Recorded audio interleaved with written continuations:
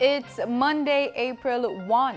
This is the news on PBCJ. I am Simone Absalom. 3 persons have died in relation to the H1N1 virus. That's according to the Ministry of Health. The 3 deaths are among 6 reported confirmed cases since the start of the year. The 3 H1N1 related deaths occurred in St. Anne and Kingston and St. Andrew. Dr. Nicole Dawkins, Director of Emergency Disaster Management and Special Services at the Ministry of Health, said 110 suspected cases of the acute respiratory infection influenza have been recorded at public health facilities across the island so far this year, with a portion of the cases resulting from influenza caused by the H1N1 virus. Kingston and St. Andrew, St. Catherine, St. Anne and Westmoreland are the parishes where confirmed or suspected cases have been recorded. There are growing calls for the Ministry of Health to raise awareness about the health risks associated with the influenza A H1N1 virus and its presence in Jamaica. With 10-digit dialing now mandatory in Jamaica, telecommunications firm Flow says it has been forced to step in to facilitate an exemption to a number of non-compliant entities. Entities were required to reconfigure their systems to facilitate the switch to 10-digit dialing, which takes effect today. According to the Office of Utilities Regulation, the OUR, these include alarms, safety systems, PBXs, fax machines, speed dialers, auto dialers, calling lists, and out-dialing lists on computers that are equipped for or to facilitate outward calling. However, Flow said a number of entities that have not done the required reconfiguration have now requested its assistance.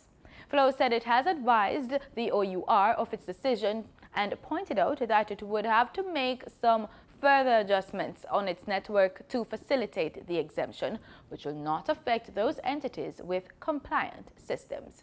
The Office of Utilities Regulation, OUR, in a release on the weekend, stated that Symbiote Investment Limited, which operates Carousel, is not authorized to own or operate a facility, nor is it permitted to provide telecommunications or other specified services as defined in the Telecommunications Act to the public.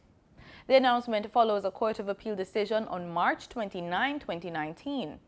The Court of Appeal denied Symbiote's application for a stay of the Minister of Science, Energy and Technology's decision to revoke its telecommunications licenses and set aside the order granting it permission to appeal.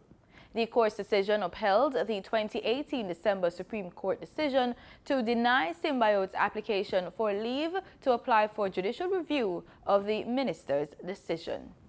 The Canadian High Commission in Jamaica says it is committed to boosting Jamaica's climate change resilience. This from Walter Bernick, Councillor and Head of Development Corporation in the High Commission of Canada in Kingston. He was guest speaker at the Red Cross biannual meeting at the Police College in Twickenham Park, St. Catherine. Canada is demonstrating its leadership in championing the climate change agenda globally and highlighting its commitment to Jamaica and the region in responding to challenges and vulnerabilities faced by the Caribbean due to the impacts of climate change. Our commitment to the region has been focused on building a more climate resilient region, indeed a climate smart Caribbean, a region equipped with the technical expertise, capacity and resources available to tackle these challenges head on. Mr. Bernick made reference to the historic 2017 Atlantic hurricane season, which saw unprecedented damages across the region. Following those devastating hurricanes, Canada participated in the UN conference where we pledged $100 million over 5 years for Caribbean reconstruction and climate change. That was the largest bilateral commitment to the region's sovereign states, responding to the needs of the region for reconstruction and climate resilience. Now, we've made good on that, and in the last year, our minister has approved and announced a number of projects that total actually in excess of $100 million now.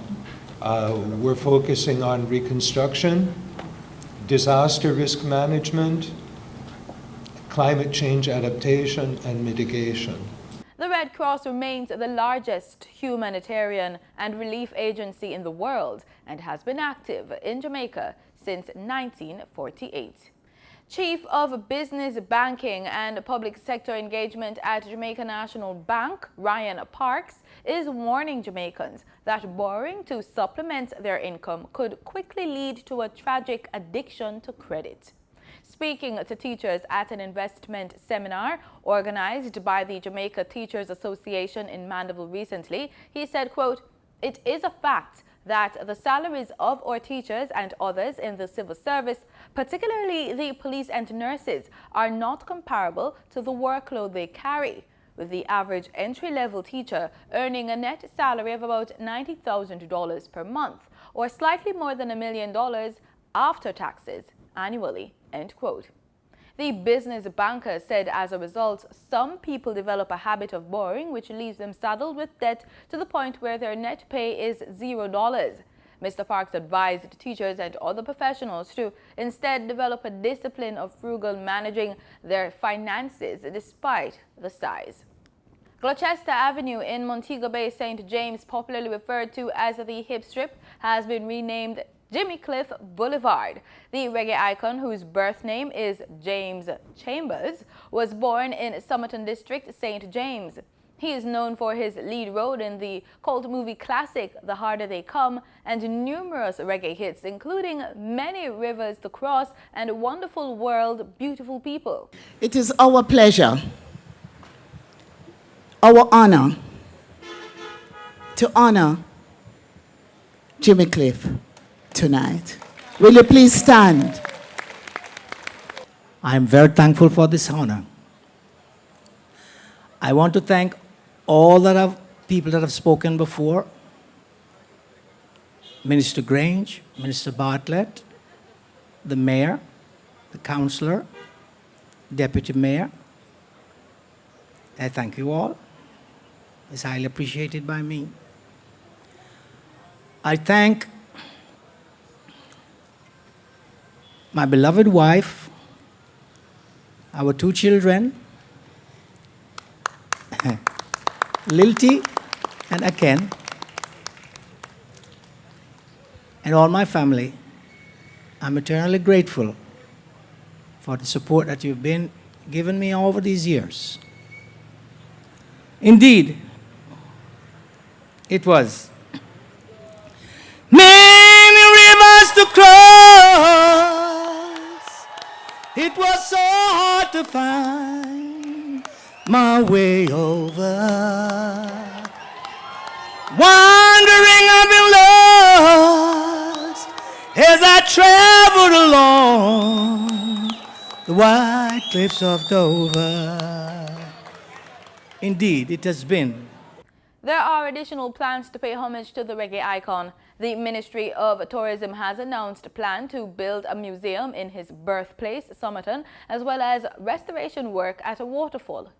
The honor being bestowed on this son of St. James by renaming Gloucester Avenue, better known as the Hip Strip, the Jimmy Cliff Boulevard, is well deserved by the man whose career path includes being a Grammy Award winner, inductee in the Rock and Roll Hall of Fame, and highly rated as a superstar in many countries across the globe. Believe me, today, his family shares that moment with him. This morning in Somerton, we all extol his virtues, and he was able to bring together the icons of that wonderful little community to create what will become a new Somerton, as he is going to be driving a new hip strip by the term the Jimmy Cliff Entertainment Parade that will drive along the Jimmy Cliff Boulevard. The positions of all employees of the cash-strapped Fly Jamaica Airways, were made redundant as of Sunday, March 31. This has been confirmed in a letter sent to the workers on Friday by the airline's chief executive officer, Paul Rees. According to the letter, the lack of aircraft and the impact that it has had on the company's financial position left the entity with no alternative but to cut the staff. In regional news, U.S. Congressman James McGovern addressed issues of sanctions following his visit with Cuba's President Miguel Diaz-Canel. He was received Friday at the headquarters of the Ministry of Foreign Affairs. During his visit, he's expected to participate in a dialogue with students of the Higher Institute of International Relations. He will also attend a restoration workshop on the Vigia farm, where U.S. writer Ernest Hemingway lived in Cuba until his death. Richard Richards has more details. Last Saturday, the President of Cuba, Miguel Díaz-Canel Bermúdez, received the member of the United States House of Representatives and Democratic Congressman for the state of Massachusetts, James Patrick McGovern, who was along with a North American delegation on a visit to Cuba as part of a collaboration project linked with the work of U.S. famous writer Ernest Hemingway, who lived for various years in this country. During their meeting, Díaz-Canel and McGovern exchanged points of views between both countries and themes of common interest, especially that of McGovern's concern in the total lifting of the U.S. financial and commercial blockade against the Cuban people. I don't believe in blanket sanctions. In a briefing with Cuban and international press, McGovern condemned the economic blockade imposed by his country on Cuba for nearly 60 years and insisted that Washington and Havana should have normal relations, and quoted, "Most Americans think so, but the Donald Trump administration doesn't, an instance that I don't share." The member of the House of Representatives in his visit to Cuba, for this reason, attended the opening of the restoration workshop in the Vigía estate, where U.S. writer Ernest Hemingway, author of the worldwide known novel The Old Man and the Sea, lived from 1940 until his death in 1961. For over 15 years, McGovern has been involved in fruitful collaboration joint actions in Cuba so as to restore this house that has become an international museum and Cuba's national heritage. McGovern and the late Comandante Fidel Castro Ruz, in 2002, observed the signing of an agreement for the digitalization and protection of Hemingway's legacy. Direct from Cuba, Richards, Canal Caribe. The Caribbean Court of Justice, CCJ, has set May 10 as the date of appeal against Guyana's Court of Appeal ruling that invalidated the no-confidence motion passed in December last year. The CCJ has ordered the separate appeals filed by opposition leader Brat Jagdeo and attorney Christopher Ram be consolidated.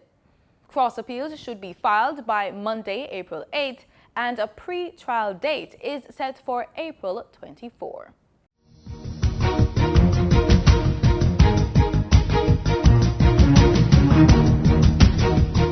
In sports, outgoing ISA President Dr. Walton Small says that the issues surrounding the electronic starting system implemented at the ISA Grace Kennedy Boys and Girls Athletics Championships last week should not be viewed as a negative, but instead as something to learn from.